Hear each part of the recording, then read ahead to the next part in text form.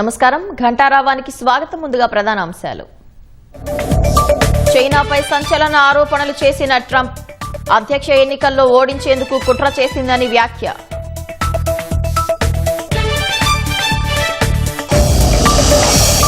America ఎన్నికల్లో ఎప్పుడూ జోక్యం చేసుకోలేదన్న చైనా ఇకపై కూడా అలాంటి అవసరం లేదని స్పష్టీకరణ.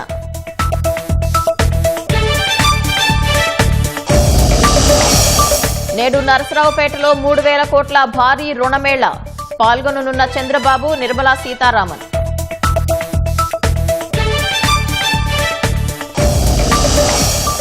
నేడు పట్టాలెక్కనున్న మొట్టమొదటి హైడ్రోజన్ రైలు హర్యానాలో ప్రధాని చేతుల మీదుగా ప్రారంభం.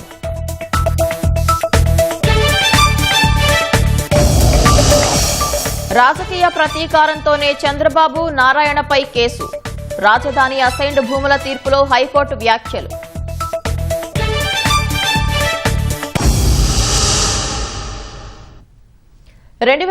అమెరికా అధ్యక్ష ఎన్నికల సమయంలో తనను ఓడించడమే లక్ష్యంగా చైనా కుట్ర చేసిందని అమెరికా అధ్యక్షుడు ట్రంప్ సంచలన ఆరోపణలు చేశారు.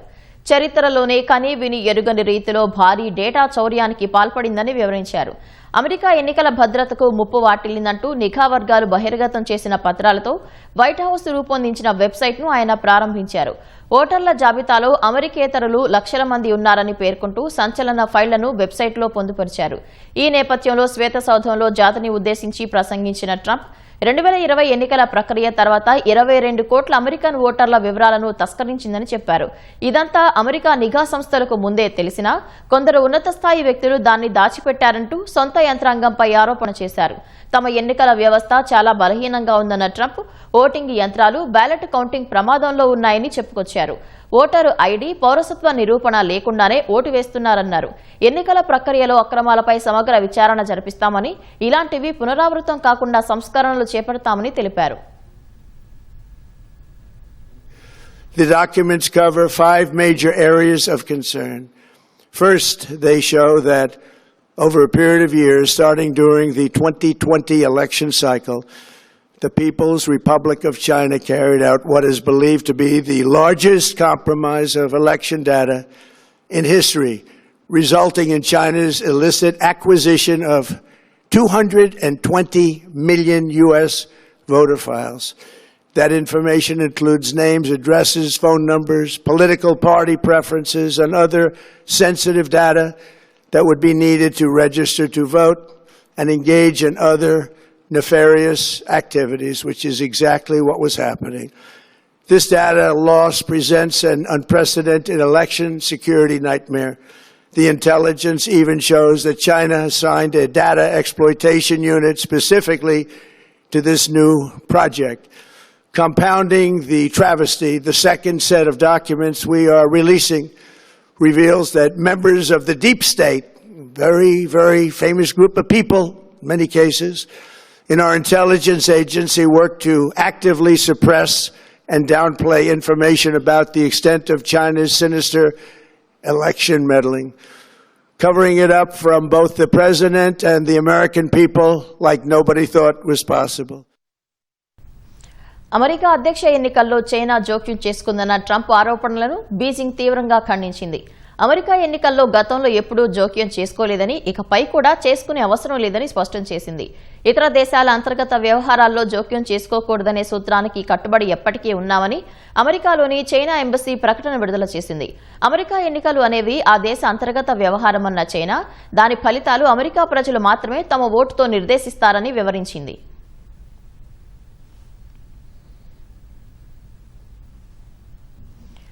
భారతీయ రైల్వే చరిత్రలో మరో సువర్ణాధ్యాయం మొదలు కాబోతోంది. కాలుష్య రహిత ప్రయాణాలకు నాంది పలుకుతూ దేశంలోనే మొట్టమొదటి హైడ్రోజన్ రైలు పట్టాలెక్కేందుకు సిద్ధమైంది. హర్యానాలోని జింద్ రైల్వే స్టేషన్లో ప్రధాని నరేంద్ర మోదీ ఈ అధునాతన రైలును నేడు లాంఛనంగా ప్రారంభించనున్నారు. అత్యాధునిక సాంకేతికత, బహుళాంచెల భద్రతా వ్యవస్థతో రూపుదిద్దుకున్న ఈ హైడ్రోజన్ రైలు విశేషాలు ఈ కథనంలో చూద్దాం. భవిష్యత్ రవాణా రంగానికి ఆదర్శంగా నిలిచేలా భారతీయ రైల్వే తొలిసారిగా హైడ్రోజన్ ఆధారిత రైలును అందుబాటులోకి తెస్తోంది. ఈ రైలు హర్యానాలోని జింద్, సోనిపట్ స్టేషన్ల మధ్య 89 కిలోమీటర్ల మేర ప్రయాణించనుంది. సాధారణ ఎలక్ట్రిక్ రైళ్లలా విద్యుత్ తీగలపై ఆధారపడకుండా ఈ రైలు దానంతటదే విద్యుత్తును ఉత్పత్తి చేసుకుంటుంది. Hydrogen fuel cell train set hydrogen వాతావరణంలోని ఆక్సిజన్ మధ్య జరిగే రసాయన చర్య ద్వారా పవర్ జనరేట్ చేస్తుంది. ఈ ప్రక్రియలో కేవలం నీటి ఆవిరి, వేడి మాత్రమే బయటకొస్తాయి. పొగ, కర్బన ఉద్గారాలు ఏమాత్రం ఉండవు.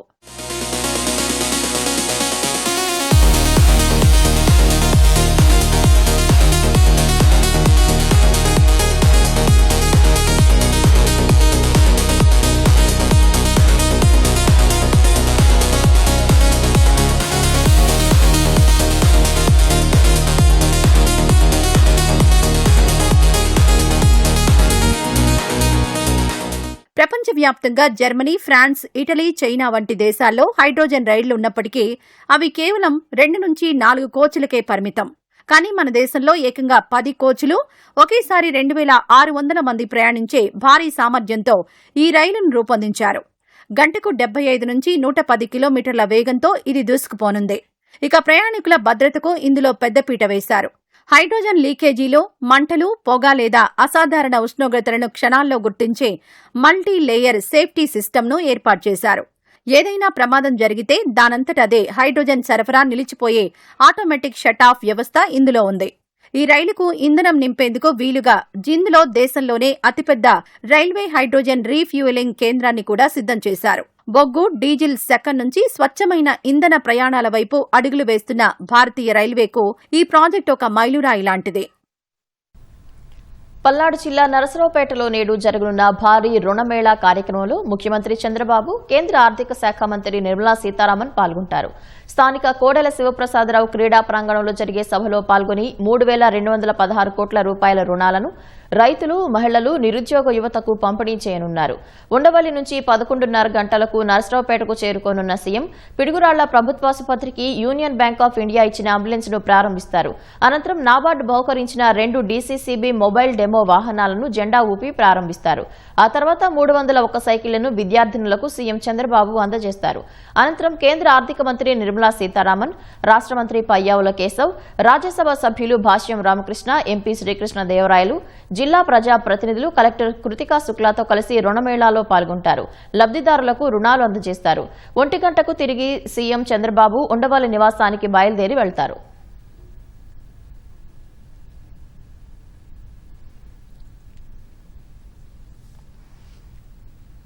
కర్నూలు జిల్లా ఆలూరు నియోజకవర్గంలోని ఆస్పరి మండలంలో ఈ నెల 25న సంజీవని పథకాన్ని సీఎం చంద్రబాబు ప్రారంభించనున్నారు. దీనికి సంబంధించిన ఏర్పాట్లను జిల్లా టీడీపీ అధ్యక్షురాలు గుడిసే కృష్ణమ్మ, ఇన్ఛార్జ్ వైకుంఠం జ్యోతి, పత్తికొండ ఆర్డీఓ ఓబులేష్ పరిశీలించారు. సభా వేదిక, హెలీప్యాడ్, పార్కింగ్ ప్రదేశాలు, ట్రాఫిక్ నియంత్రణ, భద్రతా ఏర్పాట్లు, తాగునీరు, వైద్య శిబిరాలను పరిశీలించి అధికారులకు పలు సూచనలు చేశారు. గ్రామీణ ఆరోగ్య సేవలను మరింత బలోపేతం చేసే లక్ష్యంతో సీఎం చంద్రబాబు సంజీవనిని తెచ్చారని ప్రజాప్రతినిధులు తెలిపారు.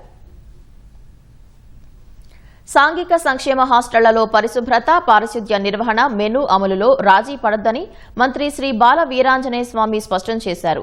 సాంఘిక సంక్షేమ శాఖ డీడీలు, డీసీఓలు, ఎస్డబ్ల్యూఓలతో మంత్రి జూమ్ కాన్ఫరెన్స్ నిర్వహించారు. ముఖ్యమంత్రి చంద్రబాబు సంక్షేమ హాస్టళ్ల పనితీరుపై నిరంతరం సమీక్షిస్తున్నారని, హాస్టళ్లలో పారిశుద్ధ్య నిర్వహణ, సౌకర్యాల కల్పనపై విద్యార్థుల తల్లిదండ్రుల్లో 100% సంతృప్తి రావాలని తెలిపారు. విద్యార్థులతో ప్రిన్సిపాల్స్, వార్డెన్లు ప్రేమ ఆప్యాయతగా మెలగాలని సూచించారు. ఎక్కడా చిన్న సమస్య కూడా రానియొద్దని అన్నారు. విద్యార్థుల ఆరోగ్యం, భద్రతపై నిరంతరం ప్రత్యేక శ్రద్ధ పెట్టాలని ఆదేశించారు.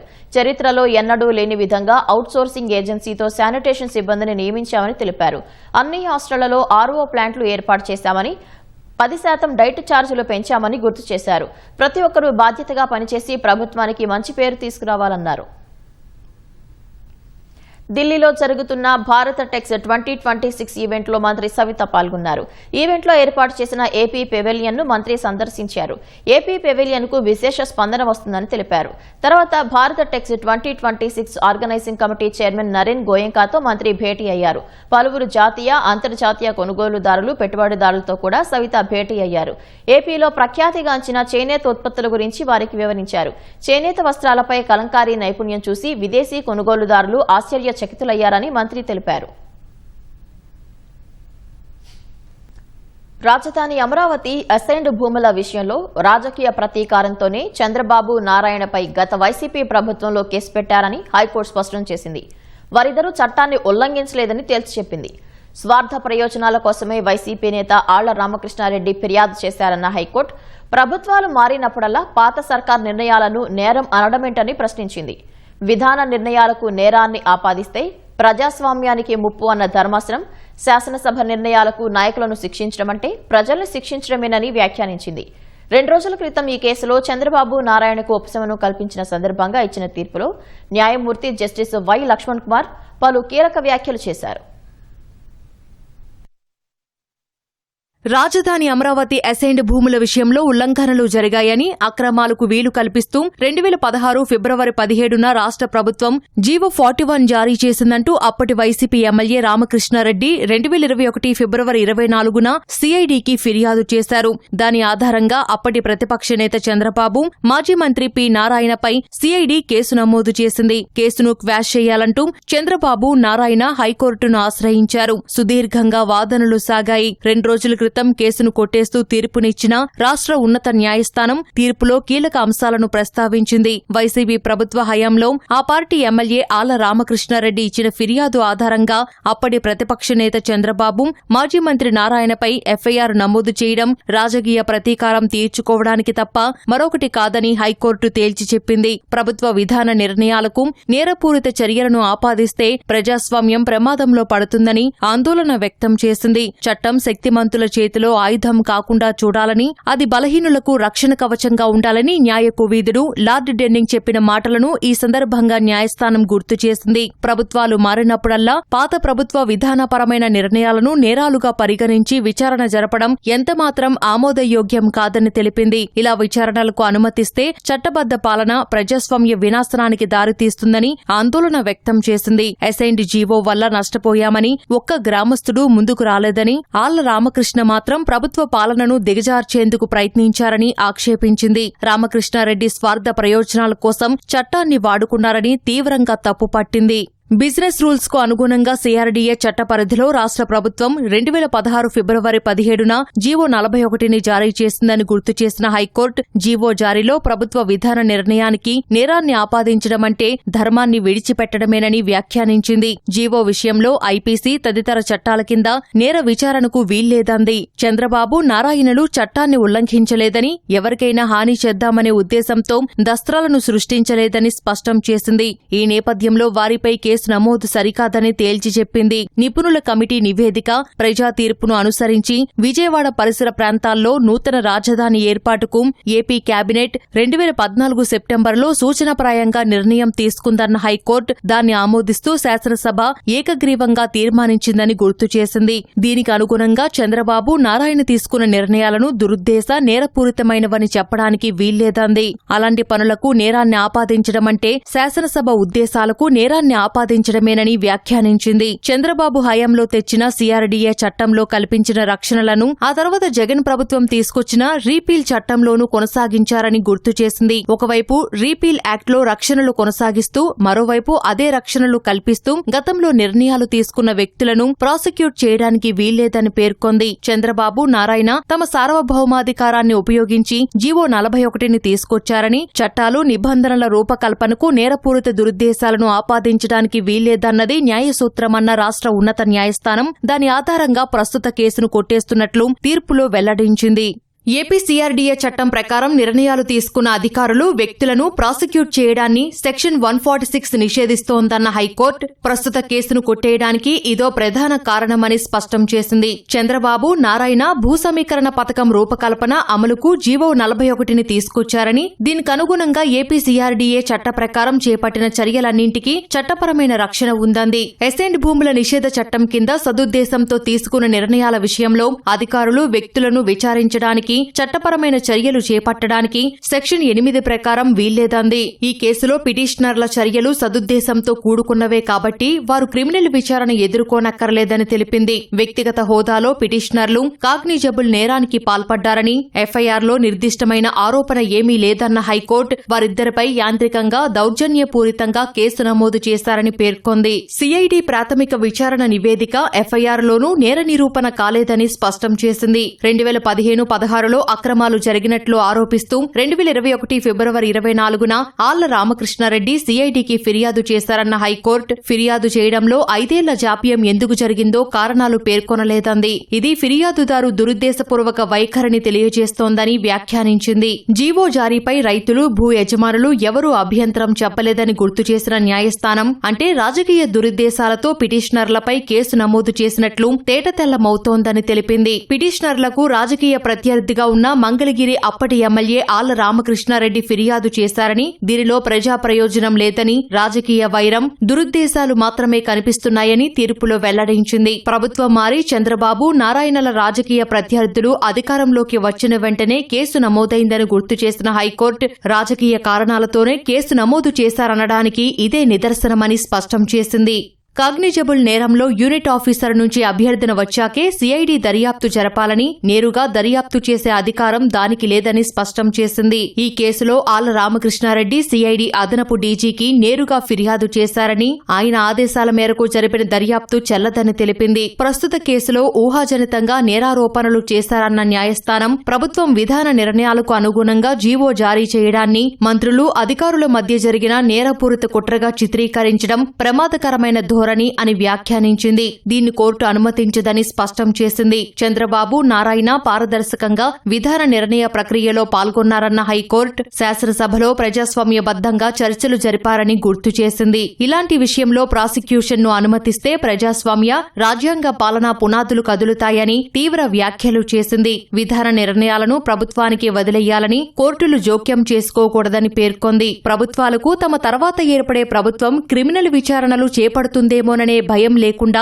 విధానపరమైన నిర్ణయాలు తీసుకునే స్వేచ్ఛ ఉండాలని తీర్పులో స్పష్టం చేసింది. రాజకీయ కారణాలకు క్రిమినల్ చట్టాలను ఆయుధంగా మార్చుకోవడాన్ని సుప్రీంకోర్టు పలు సందర్భాల్లో తప్పుపట్టిందన్న రాష్ట్ర ఉన్నత న్యాయస్థానం ఈ కేసులో నిర్ణయాలు తీసుకున్నప్పటి సీఎం, కేబినెట్ మంత్రిని లక్ష్యంగా చేసుకుని తర్వాత అధికారంలోకి వచ్చిన పార్టీ ఎమ్మెల్యే ఫిర్యాదు చేశారంది. ప్రభుత్వ నియంత్రణలో పనిచేసే సిఐడి దర్యాప్తు చేసిందని, ఇది రాజకీయ ప్రతీకారంతో నమోదు చేసిన కేసు తప్ప మరొకటి కాదని స్పష్టం చేసింది.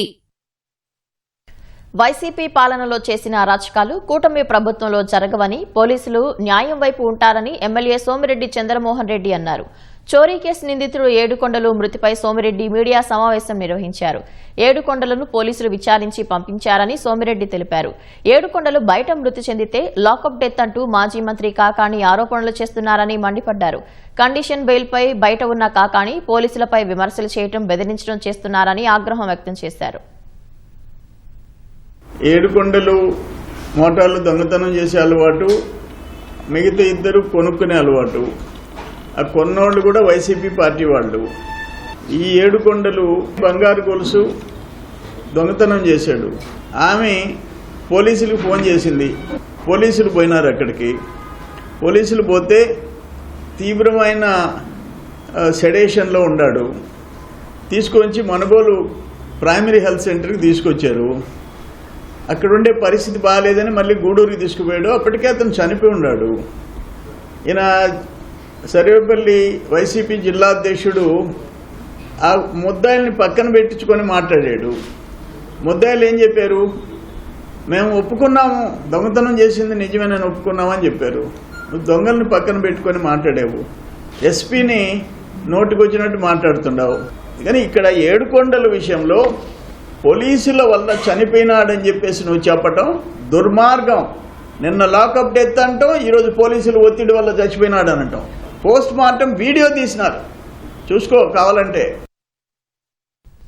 సోమశీల నుంచి ఆత్మకూరుకు వచ్చే ప్రధాన తాగునీటి పైప్లైన్ ను వైసీపీ నేత ధ్వంసం చేయడంపై మంత్రి ఆనం రామనారాయణ రెడ్డి ఆగ్రహం వ్యక్తం చేశారు. ప్రభుత్వ ఆస్తిని ధ్వంసం చేసిన వైసీపీ నేతపై చట్టపరమైన చర్యలు తీసుకున్నట్లు వెల్లడించారు. నెల్లూరు జిల్లా ఆత్మకూరులో మంత్రి ఆనం పర్యటించారు. ఆర్ఎండ్బి అతిథి గృహంలో 23 మంది అంగన్వాడీ హెల్పర్లకు నియామక పత్రాలు అందజేశారు. అనంతరం పలువురికి సీఎంఆర్ఎఫ్ చెక్కులను పంపిణీ చేశారు. దుర్మార్గం ఏంటంటే మంచినీళ్ళ లైన్లో బోరేసే వాళ్ళని నేను ఎక్కడ చూడలేదు. అది కూడా మనకే దాపురిచ్చింది. అటువంటి మనుషులు కూడా ఉంటారు. అతని దుర్మార్గపు ఆలోచన వల్ల ఆత్మకూరు ప్రజలు దాదాపుగా 4వ తారీఖు నుంచి నీటికి ఎద్దడిని ఎదుర్కొన్నారు. సంపూర్ణంగా ఇది పూర్తి కావాలంటే 26వ తారీఖు వరకు వేయించారు. అంటే 22 రోజుల పాటు ఆత్మకూరు మున్సిపాలిటీలో జనానికి మంచినీళ్ళు ఇవ్వనీయకుండా దుర్మార్గమైనటువంటి ఆలోచన చర్య ఏ రాజకీయ పార్టీ కూడా చేయకూడదు.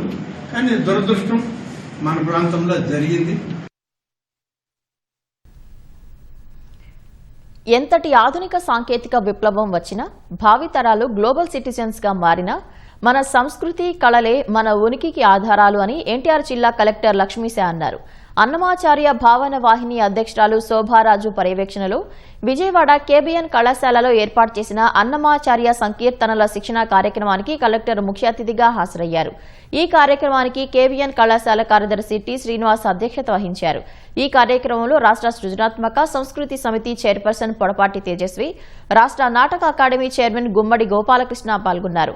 భాషా సాంస్కృతిక శాఖ సంచాలకుడు ఆర్ మల్లికార్జునరావు గీసిన అన్నమయ్య వెంకటేశ్వర స్వామి చిత్రపటాన్ని, కేబీఎన్ కళాశాల అధ్యాపకుడు చలపతిరావు రచించిన పద్యభారతి గ్రంథాన్ని అతిథులు ఆవిష్కరించారు. ఒకసారి అనిపిస్తుంది, ఇంత టెక్నాలజీ ముందుకు వెళ్తా ఉంది కదా, నిజంగానే సంస్కృతి కళ ఈ నాటకాలు పద్య నాటకాలు ఇవన్నీ వింటారా న్యూ జనరేషన్ అంటే కొంతమంది స్కెప్టికల్గా ఉంటారు. వినరు అవే ఇప్పుడంతా ఆన్లైన్ వచ్చేసింది, అంతా యూట్యూబ్ చూస్తుంటారని. కానీ కళా సంస్కృతి అనేది మా అమ్మ లాంటిది. అమ్మని ఎవరైనా వద్దనుకుంటామా? అమ్మ గురించి ఎప్పుడైనా చెడుగా మాట్లాడగలమా? సంస్కృతి అనేది అటువంటి ఇంపార్టెంట్. అందుకే ఎక్కడికి వెళ్ళినా కూడా మన సంస్కృతిని, మన రూట్స్ని మనం మర్చిపోకూడదు. మా మినిస్టర్ గారు కందుల దుర్గేష్ గారు కానివ్వండి, honourable chief minister Shri Nara Chandrababu Naidu garu కానివ్వండి, ప్రభుత్వం వచ్చిన దగ్గర నుండి కళలకు కళాకారులకు పెద్దపీట వేయాలి, వాళ్ళందరికీ కూడా సరైన అవకాశాలు ఇవ్వాలి అని తపన పడుతున్న ప్రభుత్వం ఈరోజు మీకుంది. కాబట్టి ప్రతి కళాకారుడికి వారి కళను గుర్తించే దిశగా మేమందరం ఖచ్చితంగా బాధ్యతను తీసుకొని పనిచేస్తామని మీ అందరికీ మాటిస్తూ కళని ప్రోత్సహిద్దాం, కళాకారులందరినీ గౌరవిద్దాం. తొలి తెలుగు వాగ్గేయకారుడు అన్నమయ్య గారు. తెలుగు జాతికి అన్నమయ్య సాహిత్యం వారసత్వ సంపద. అటువంటి గొప్ప వారసత్వ సంపదని ఇప్పటి తరానికి అందించడానికి శోభారాజు గారు ఎంతో కృషి చేస్తున్నారు. అందరూ అద్భుతమైన ఈ అన్నమయ్య పాట పాడుకోవాలి. అందులో అన్నమయ్య ఏం చెప్పాడని ఒకసారి ఆలోచించాలి. ఆ జీవిత పాఠాలను మీరు దైనందిన జీవితంలో అనువదించుకుని చక్కటి శృతిబద్ధమైన జీవితం గడుపుకోవాలి అన్న ఆశే తప్ప నాకు ఇంకేం లేదు జీవితంలో మరో ఆశ. ఆ గమ్యం దృష్ట్యా జీవితాంతం అహర్నిశలు పని చేస్తూ వచ్చాను. అన్నమయ్య అనగానే శోభారాజు గారు అంది. పాడటం వేరు, పాటలో ఎక్స్ప్రెషన్ వేరు. అది ఎక్స్ప్రెషన్తో సహా రసంతో సహా పాడినప్పుడు వచ్చేటువంటి అనుభూతి నిజంగా పాడుతుంటే దేవుడు వస్తాడా అనిపించింది అని మనం అంటాం. అంతటి భక్తి కలుగుతుంది ఆవిడ పాడుతూ ఉంటే. భారత అంతరిక్ష రంగంలో మరో చరిత్రాత్మక ఘట్టం ఆవిష్కృతం కానుంది. పూర్తి స్వదేశీ పరిజ్ఞానంతో ఓ ప్రైవేటు సంస్థ రూపొందించిన తొలి ఆర్బిటాల్ క్లాస్ రాకెట్ విక్రమ్-1 ప్రయోగాత్మక పరీక్షకు సిద్దమైంది. స్కైరూట్ ఏరోస్పేస్ అభివృద్ధి చేసిన ఈ రాకెట్ ను రేపు ఉదయం 11:30 గంటలకు శ్రీహరికోటలోని సతీష్ ధావన్ అంతరిక్ష కేంద్రం నుంచి నింగిలోకి పంపనున్నారు. ఈ ప్రయోగానికి మిషన్ ఆగమన్ అనే పేరు పెట్టారు. కార్బన్ కాంపోజిట్ నిర్మాణంలో బహుళ దశలు కలిగిన ఈ రాకెట్ లో స్కైరూట్ అభివృద్ధి చేసిన ప్రొపల్షన్ సిస్టమ్స్, 3D ప్రింటెడ్ ఇంజిన్లు, ఘన ఇంధన రాకెట్ బూస్టర్లను అమర్చారు. సుమారు 350 కిలోల బరువున్న చిన్న ఉపగ్రహాలను 450 కిలోమీటర్ల ఎత్తులోని భూ నిమ్న కక్షలోకి ప్రవేశపెట్టేలా రాకెట్ ను డిజైన్ చేశారు. ప్రస్తుతం లాంచ్ ప్యాడ్ వద్ద రాకెట్ అనుసంధాన ప్రక్రియ పూర్తయింది. తుది దశ తనిఖీలు ముగించారు.